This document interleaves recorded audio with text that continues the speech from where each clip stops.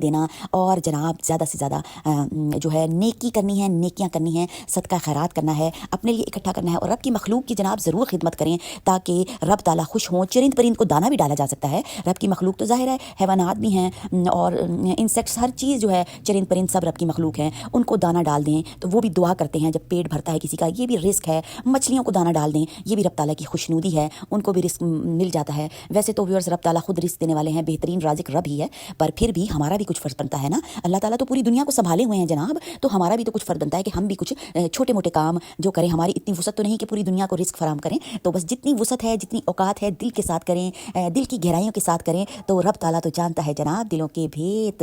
تو بس باقی جو کر رہا ہے، جو کچھ بھی کوئی کر رہا ہے، اس کو کرنے دے، ہم نے اپنا کام کرنا ہے، رب کو راضی کرنا ہے۔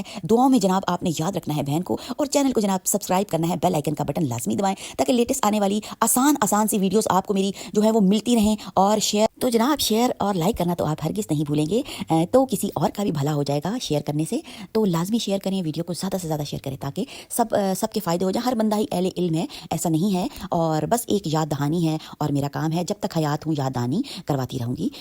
دعا میں یاد رکھیں، دیجیے اجازت، اللہ حافظ۔